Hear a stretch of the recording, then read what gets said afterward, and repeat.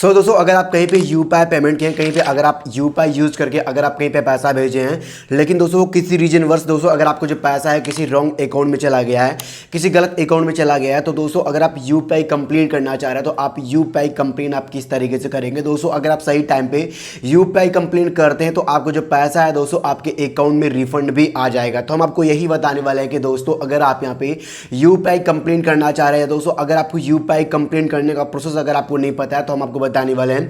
आप UPI complain आप घर बैठे दोस्तों अपने मोबाइल फोन के थ्रू आप किस तरीके से करेंगे। दोस्तों अगर आप सही टाइम पे करते हैं तो आपका जितना भी पैसा दोस्तों गलत अकाउंट में ट्रांसफर हुआ, गलत अकाउंट में गया है, आपका पैसा आपको रिफंड मिल भी सकता है। तो हम आपको बताने वाले हैं कि दोस्तों प्रोसेस हम आपको बताने वाले हैं कि अपने यूपीआई कंप्लेन को आप किस तरीके से करेंगे, यूपीआई कंप्लेन करने का प्रोसेस क्या होता है। तो चलिए दोस्तों हम आपको पूरा डिटेल में यहाँ पर लाइव करके बताते हैं, लाइव करके दिखाते हैं। तो दोस्तों अगर आप यूपीआई कंप्लेन करना चाह रहे हैं तो आप यूपीआई कंप्लेन आप किस तरीके से करेंगे। तो आपको क्या करना पड़ेगा, यूपीआई कंप्लेन आपको करने के लिए इस तरीके से सबसे पहले आपको अपने मोबाइल फ़ोन को आपको ओपन करना पड़ेगा। जैसे आप इस तरीके से अपने मोबाइल फ़ोन को आप इस तरीके से ओपन कर लेंगे, उसके बाद में आपको क्या करना पड़ेगा दोस्तों, आपको अपने फ़ोन में गूगल क्रोम को ओपन करना पड़ेगा। गूगल क्रोम को जैसे आप इस तरीके से ओपन कर लेंगे यूपीआई कंप्लेन करने के लिए, तो आपको सर्च बार पर क्लिक करना पड़ेगा। सर्च बार पर जैसे आप इस तरीके से क्लिक कर देंगे, उसके बाद में एक वेबसाइट का आपको नाम इस तरीके से लिख करके आपको टाइप करना पड़ेगा, जिसका नाम है दोस्तों यहाँ पे npci.org.in। आपको वेबसाइट का नाम इस तरीके से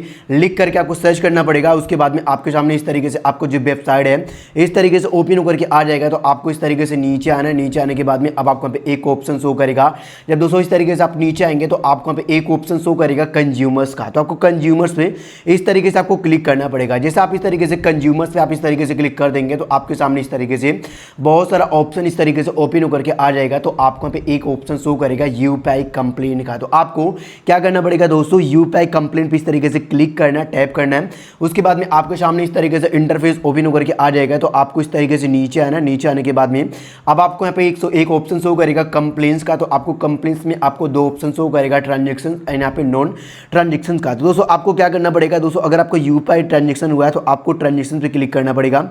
उसके बाद में इस तरीके से आपके सामने ऑप्शन ओपन होकर के आ जाएगा। सबसे पहले आपको एक ऑप्शन शो करेगा नीचे आप ट्रांजेक्शन, और यहाँ पे नीचे एक ऑप्शन शो करेगा सेलेक्ट नीचे आप ट्रांजेक्शन। तो आपको यहाँ पे क्लिक करना पड़ेगा।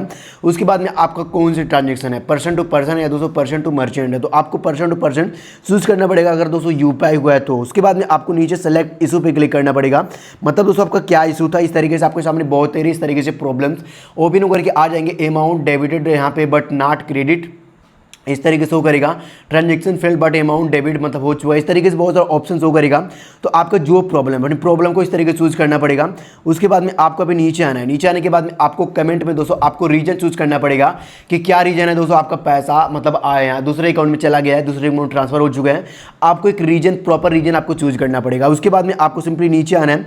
उसके बाद में आपको हमें क्या करना पड़ेगा, आपको यहाँ पे नीचे दोस्तों रीजन चूज करने के बाद में आपको यहाँ पे ट्रांजेक्शन आईडी आपको डालना पड़ेगा। दोस्तों आप जो भी पेमेंट किए होंगे, जो भी आप पैसा भेजे होंगे, एक ट्रांजेक्शन आईडी जनरेट होता है। तो आपको क्या करना पड़ेगा, अपने ट्रांजेक्शन आईडी को आपको हमें डालना पड़ेगा, इंटर करना पड़ेगा। और जब नीचे आएंगे तो आपको यहाँ पे एक ऑप्शन शो करेगा दोस्तों सेलेक्ट बैंक नेम का। तो आपको यहाँ पे क्लिक करना है। उसके बाद में आपको क्या करना पड़ेगा दोस्तों, अपने बैंक का जो नाम है आपको यहाँ पे सेलेक्ट करना पड़ेगा कि आपको कौन सा बैंक है। इस तरीके से अपने बैंक का जो नाम है इस तरीके से आपको सेलेक्ट करना पड़ेगा। उसके बाद में फिर से आपको नीचे आना है। नीचे आने के बाद में अब आपको अपने अमाउंट को डालना पड़ेगा कि दोस्तों आपका कितना पैसा था, आपको रुपए में डालना पड़ेगा, पैसे में आपको डालना पड़ेगा। उसके बाद में यहाँ पे ट्रांजेक्शन यहाँ पे दोस्तों डेट ऑफ ट्रांजेक्शन मतलब दोस्तों किस डेट पे आपका पेमेंट हुआ है, किस डेट पे आपका ट्रांजेक्शन हुआ है, एग्जैक्ट आपको डेट आपको डालना पड़ेगा। दोस्तों जैसे अपने ट्रांजेक्शन हिस्ट्री को आप देखेंगे तो वहाँ पे आपको एग्जैक्ट डेट दिखाएगा। तो आपको अपने एग्जैक्ट डेट को आपको हमें डालना पड़ेगा। और जब नीचे आएंगे तो अपनी ईमेल आईडी को आपको हमें डालना पड़ेगा। दोस्तों आपके पास जो भी पर्सनल ईमेल आईडी है दोस्तों, आपके यूपीआई से जो भी जीमेल यहाँ पे रजिस्टर्ड है अपनी यहाँ पे दोस्तों ईमेल आईडी को आपको हमें डालना पड़ेगा। अपनी ईमेल आईडी को जैसे आप यहाँ पे डाल देंगे, इंटर कर देंगे। उसके बाद में आपको सबमिट वाले आइकन पे क्लिक करना पड़ेगा। उसके बाद में आपको जो यूपीआई कंप्लेंट है इस तरीके से सबमिट हो जाएगा। दोस्तों अगर आपका रॉन्ग यहाँ पे पेमेंट हुआ गया दोस्तों, किसी गलत अकाउंट में पैसा गया होगा, विदिन 24 से 48 घंटे के अंदर दोस्तों एनपीसीआई दोस्तों आपके पैसे को आपके अकाउंट में रिफंड कर देंगे। दोस्तों इस तरीके से अगर आप एनपीसीआई कंप्लेन करना चाह रहे हैं, यूपीआई कंप्लेन करना चाह रहे हैं, तो इस तरीके से दोस्तों आप यूपीआई कंप्लेन आप इजीली कर सकते हैं। तो चलिए दोस्तों मिलते हैं नेक्स्ट वीडियो में, तब तक के लिए जय हिंद, वंदे मातरम।